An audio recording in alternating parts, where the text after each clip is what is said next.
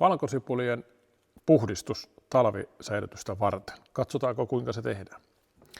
Eli nyt on tultu siihen hetkeen, kun valkosipulit on kuivuneet reilu 3 viikkoa, 4 viikkoa tuolla ulkona. Varret on ruskeat ja näistä alkaa nämä pinnat lähtemään pois.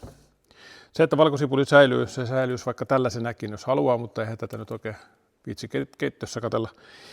Niin katsotaanko, mitä tehdään tässä vaiheessa, että päästään tällaiseen tilanteeseen. Eli hyvin yksinkertaista.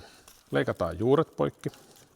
Varotaan, ettei osuta sipuliin, mutta suurimmat juuret leikataan pois ja sitten jos on multaa, niin leikataan pois. Sitten joku tällainen tuuman verran tästä, ei mennä ihan tänne kaulaan, vaan leikataan tällainen tuuman verran, muutaman sentti vartta, leikataan se poikki. Ja niin kuin nyt nähdään, niin täällä ei ole enää vihreätä. Tämä on kuivannut hyvin, tämä on vielä pehmeä, mutta se on kuivannut hyvin. Eli nyt tämä on täysin kuivettunut ja tämä on valmis. Sen voisi laittaa tällaisena.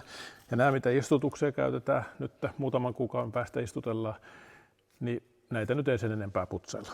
Mutta keittiö, ja jos vie, niin sitten tästä voi ottaa tämän muutaman, mikä nyt tälleen sopivasti näitä pintakerroksia tästä lähtee pois. Niin se on vähän siistimän näköinen.